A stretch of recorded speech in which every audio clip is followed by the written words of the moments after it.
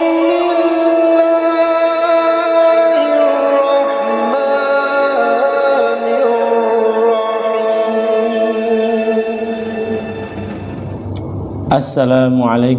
warahmatullahi wabarakatuh.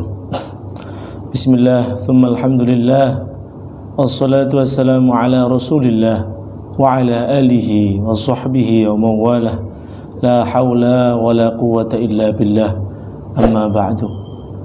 Yang kami hormati dan kami muliakan masuk Pondok Pesantren Putra Khadijah, segenap Dewan Asatidz dan pengurus Pondok Pesantren Putra Khadijah, dan anak-anakku para santri Pondok Pesantren Putra Khadijah rahimakumullah. Alhamdulillah pada kesempatan kali ini kita bisa bertemu lagi dalam rangka mengharap ridha Allah Subhanahu wa taala di dalam ngaji kitab hadis Arba'in Nawawi ini. Oleh sebab itu, marilah kita awali dengan tawassul bil Fatihah. Mudah-mudahan apa yang nanti kita akan pelajari bersama senantiasa mendapatkan ridha dari Allah Subhanahu wa taala dan diberikan kelancaran oleh Allah Subhanahu wa taala sehingga bermanfaat bagi kita semua. Amin amin ya rabbal alamin.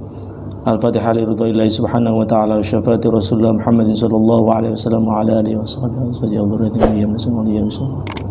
Syabul Qadir Jidan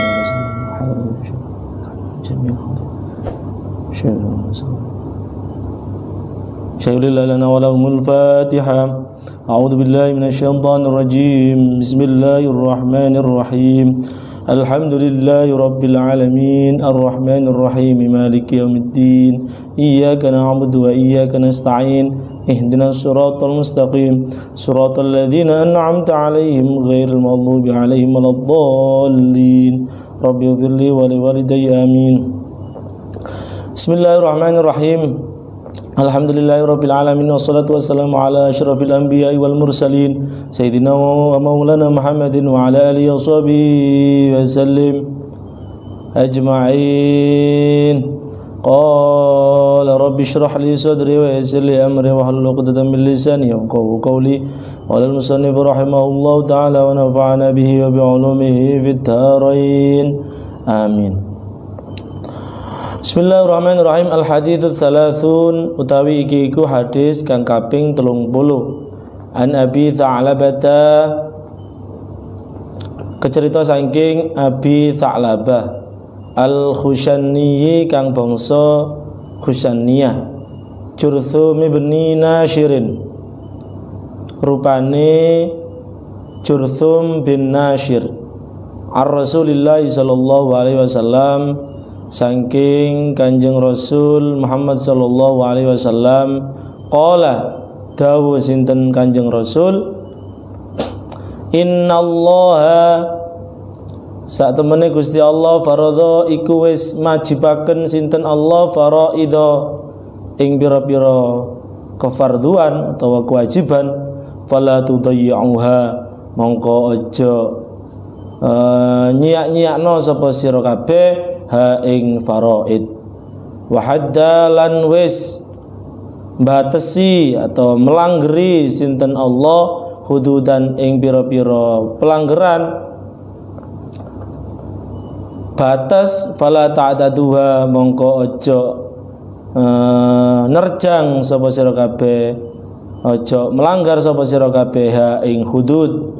Wa harrama lan wis ngaramaken sinten Allah asya'a ing pira-pira perkara, fala tantahikuha, mongko aja padha nglakoni sapa sira kabeh ha ing asya.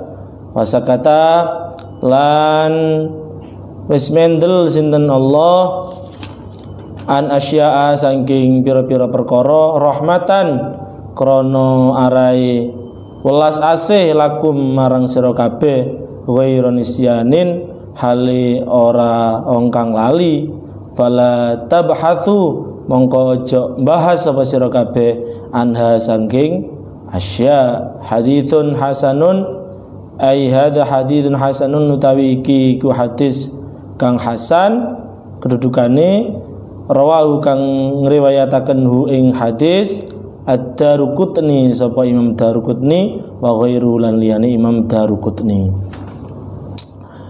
para santri Pondok Pesantren Putra Khadijah yang sedang menonton secara online di rumahnya masing-masing rahimakumullah. Pada hadis ke-30 ini diriwayatkan atau diceritakan dari sahabat Abi Tha'labah Al-Khushani, namanya Jurthum bin Nashir. Beliau mendengarnya dari Rasulullah Muhammad SAW bahwa Rasulullah bersabda, sesungguhnya Allah Subhanahu wa taala telah mewajibkan beberapa perkara wajib, maka janganlah sampai kalian menyia-nyiakannya, atau janganlah sampai kalian meremehkan kewajiban-kewajiban tersebut. Allah Subhanahu wa taala sudah memberikan kewajiban kepada kita sebagai umat manusia, sebagai hambanya, ya, untuk melakukan suatu perbuatan, contohnya sholat, ya, sholat hukumnya fardu kifayah, wajib untuk dilakukan.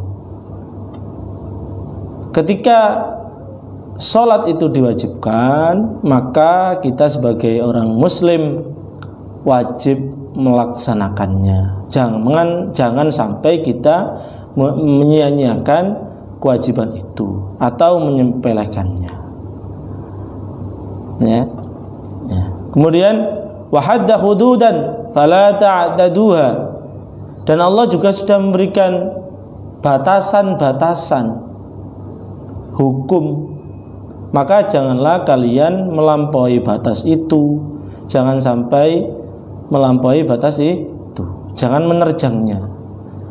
Semisal begini, ada had untuk orang yang berzina, katakanlah dicambuk, didera sebanyak 100 kali, ya, maka janganlah kalian melampaui batas dalam arti pelaksanaan hukuman orang yang berzina dicambuk 100 kali itu ternyata kalian tambah menjadi 50 kali. Jadi totalnya dicambuk sebanyak 150 kali. Maka hal ini tidak boleh.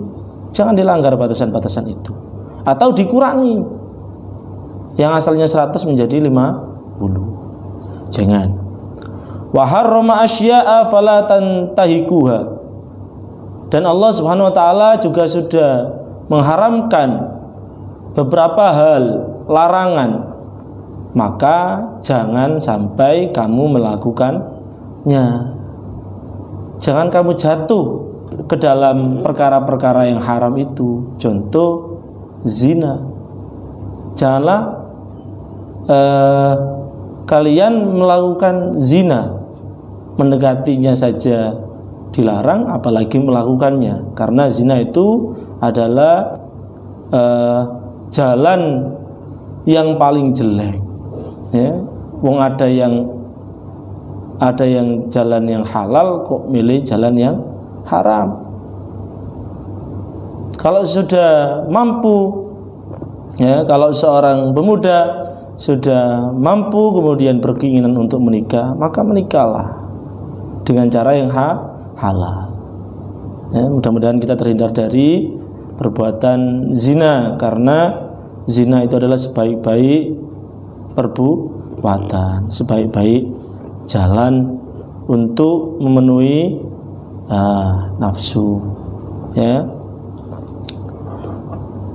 Mencuri misalnya, kita tahu bahwa hukum mencuri adalah haram, maka jangan kamu melakukan hal itu, karena itu diharamkan oleh Allah Subhanahu wa ta'ala. Membunuh dengan yang tidak dibenarkan itu juga termasuk suatu perkara yang diharamkan, jadi jangan sampai melakukannya. Wasakata an asya'a rahmatan lakum ghairu nisyanin fala tabhatsu anha. Dan Allah Subhanahu wa ta'ala juga telah mendiamkan beberapa perkara yang mana tujuannya adalah rahmatan lakum, untuk berbelas kasih pada kita semua. Sebagai bentuk kasih sayangnya Allah kepada kita, rahmatan lakum. Bukan karena Allah itu lupa ya, membiarkan suatu perkara atau mendiamkan suatu perkara ya, tidak diperintahkan untuk melaksanakannya, juga tidak dilarang untuk menjauhinya. Itu maksudnya adalah mendiamkan. Nah, hal-hal yang semacam ini, suatu perkara yang didiamkan oleh Allah, maka janganlah kita membahas-bahasnya, janganlah kita mencari-carinya, agar nantinya tidak memberatkan bagi kita sendiri. Ini sudah rahmat dari Allah kok. Ini sudah kasih sayangnya Allah, bentuk kasih sayangnya Allah kepada kita. Ini lebih khusus lagi adalah ketika pada pada zamannya Nabi, para sahabat ketika disampaikan hadis ini, para sahabat itu diminta untuk tidak membicarakan atau tidak menanyakan sesuatu yang tadi didiamkan oleh Allah Subhanahu wa taala, karena khawatir ketika mereka mencari-cari sesuatu yang didiamkan oleh Allah atau membahas atau menanyakan perkara yang tidak diperintahkan atau tidak dilarang oleh Allah, takutnya nanti akan memberatkan karena pastinya akan turun suatu hukum. Nah, gitu, sesuai kebutuhan masyarakat pada saat itu. Nah, untungnya para sahabat diwanti-wanti sama Rasulullah untuk tidak membahas perkara-perkara yang didiamkan oleh Allah Subhanahu wa taala, karena akan mendatangkan bahaya di kemudian harinya ketika hal itu dilakukan. Sebagaimana yang pernah saya sampaikan di hadis di pertemuan sebelumnya, bahwa Bani Israel saat diberikan perintah dari Allah Subhanahu wa taala melalui nabinya, ternyata mereka menanyakan sesuatu yang tidak penting, sehingga akhirnya apa? Akhirnya sesuatu itu memberatkan mereka, dan akhirnya mereka tidak sanggup untuk melakukan perintah tersebut karena mereka banyak bertanya. Mereka menanyakan suatu hal yang tidak penting. Akhirnya apa? Mereka tidak sanggup untuk melakukannya, dan mereka pastinya jatuh pada kebinasaan. Jadi itu adalah kandungan daripada hadis ke-30 ini. Saya ulangi, yang pertama adalah bahwa Allah Subhanahu wa taala telah mewajibkan beberapa hal, beberapa kewajiban, beberapa perkara fardhu, maka jangan sampai kita melewatkan hal itu. Harus kita lakukan dengan sebaik mungkin dan juga semampu kita. Kemudian Allah Subhanahu wa taala juga sudah memberikan batasan-batasan, batasan hukuman misalnya, maka jangan sampai melampaui batas, jangan berlebihan, atau jangan pula dikurangi. Jangan ditambah, jangan dikurangi. Kemudian yang ketiga adalah Allah sudah melarang untuk melakukan suatu hal, maka jangan sampai kita melanggarnya, jangan sampai kita melakukan larangan tersebut. Kemudian yang keempat adalah jangan sampai kita membahas atau menanyakan atau mencari-cari hukum dari suatu hal yang didiamkan oleh Allah Subhanahu wa taala, karena itu adalah sebuah bentuk kasih sayangnya Allah kepada kita, bukan karena Allah itu lupa, tapi Allah sayang kepada kita. Hadis ini diriwayatkan oleh Imam Ad-Darqutni, kedudukannya adalah hadis hasan. Mudah-mudahan itu yang saya sampaikan bisa bermanfaat bagi kita semua. Mohon maaf apabila ada kekurangan. Akhirul kalam, wallahul muwaffiq ila aqwamit thoriq. Assalamualaikum warahmatullahi wabarakatuh.